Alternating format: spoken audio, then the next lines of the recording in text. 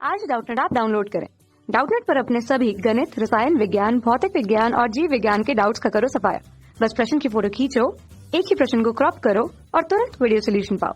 अभी डाउनलोड करें। नमस्कार दोस्तों, हमारा प्रश्न है कि दोस्तों यहाँ पर हमें प्रश्न बोला गया है कि निम्न बहुलकों में कौन से बहुलक में जल अपघटन की अभिक्रिया सन्निहित होती है। ठीक है, तो दोस्तों हमें बताना है कि इन चारों ऑप्शन में हमारा कौन सा ऐसा बहुलक है जिसमें हम जल अपघटन की अभिक्रिया के पश्चात हम उस बहुलक को प्राप्त करते हैं। ठीक है, तो दोस्तों यहाँ पर हमें प्रश्न में क्या बोला गया है, हमें बताना है दोस्तों ये जो हमारा बहुलक है इसमें जल अपघटन की क्रिया, ठीक है, यहाँ पर हमें बताना है कि किसमें जल अपघटन की क्रिया होती है।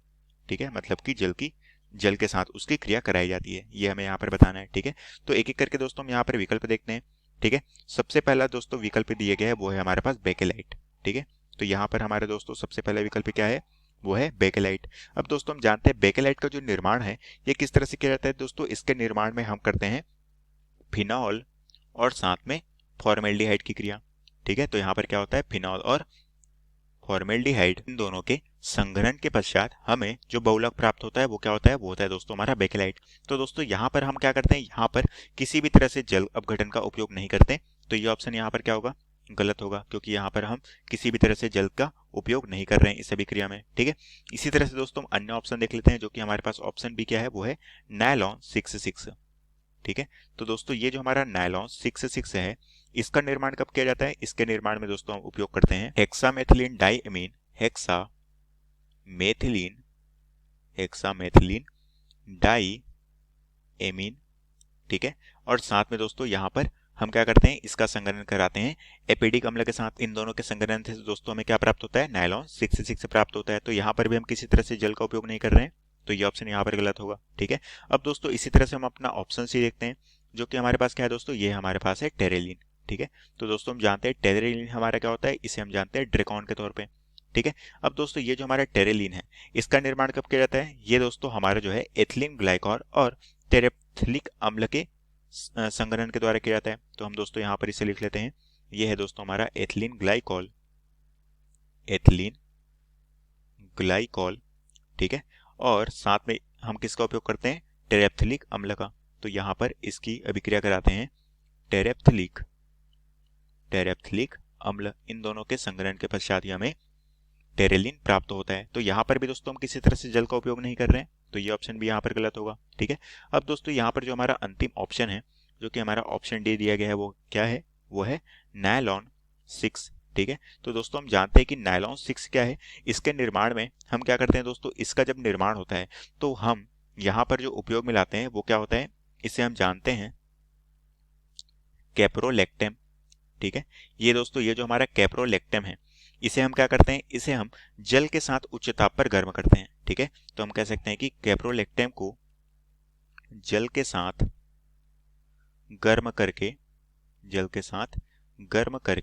नायलॉन 6 प्राप्त किया जाता है। ठीक है, अब ये किस तरह से हम इसकी अभिक्रिया भी देख लेते हैं। ठीक है, तो यहाँ पर हमारा क्या होता है दोस्तों, ये होता है हमारा NH समूह, इस तरह से नाइट्रोजन के साथ एक हाइड्रोजन। हम यहाँ पर किसकी इकाई बना रहे हैं दोस्तों, कैरेलेक्टेम, हम एकलक की इकाई की संरचना बना रहे हैं। ठीक है, ये जो नाइट्रोजन है इस कार्बन से इस तरह से द्विबंध के साथ जुड़ा होता है। ठीक है, ये कार्बन दोस्तों अगले कार्बन के साथ CH2 से जुड़ा होगा, और इसी तरह से हमारी जो है चेन की संरचना यहाँ पर बनती है, ये हो गया हमारा CH2, और ये जुड़ा होता है दोस्तों अगले CH2 के साथ। ठीक है, और यहाँ पर इस तरीके से ये एक CH2 और यहाँ पर हमारा CH2 और ये CH2 जुड़ा होता है इस तरीके से नाइट्रोजन से। ठीक है, ये दोस्तों किसकी संरचना है, ये है हमारे कैप्रोलेक्टम की संरचना। ठीक है, अब दोस्तों यहाँ पर हम इसे क्या करते हैं, उच्च ताप पर, ताप कितना रखना है हमें, 533 से लेके 543 केल्विन के बीच में। ठीक है, तो यहाँ पर हम इसकी जल के साथ अभिक्रिया कराते हैं, और इसके पश्चात दोस्तों हमें नायलॉन 6 प्राप्त होता है, और इसकी संरचना क्या होती है, इस तरीके से कार्बन द्विबंध के साथ ऑक्सीजन से जुड़ा होता है। ठीक है, इसी तरह से यहाँ पर CH2 के 5 मॉलिक्यूल जुड़े होते हैं, साथ में यहाँ पर नाइट्रोजन और इसके साथ हमारा S समूह इस तरह से जुड़ा हुआ होता है। ठीक है, और यहाँ पर हमारा N मॉलिक्यूल इस तरफ से यहाँ पर आ जाएगा, और ये हमारे क्या है दोस्तों, इसमें हम पूरी तरह से यहाँ पर ये कह सकते हैं कि N मॉलिक्यूल इस तरह से हमने यहाँ पर भी लिया है। ठीक है, जो कि यहाँ पर नीचे की तरफ शिफ्ट हो गया, और इसे दोस्तों हम इस संरचना को क्या कहते हैं, ये होता है हमारा नायलॉन 6। ठीक है, तो इसे हम किस नाम से जानते हैं, ये होता है हमारा नायलॉन 6।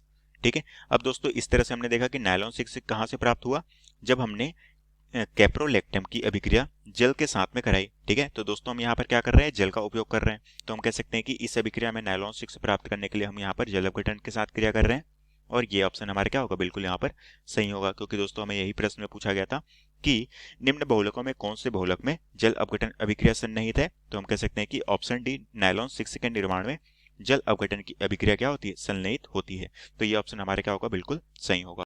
कक्षा 6 से 12वीं से लेकर नीट, IIT, JEE वो एडवांस के लेवल तक 1 करोड़ से ज्यादा छात्रों का भरोसा। आज ही डाउनलोड करें डाउटनेट ऐप या व्हाट्सएप करें अपने सारे डाउट्स 8400 400 400 पर।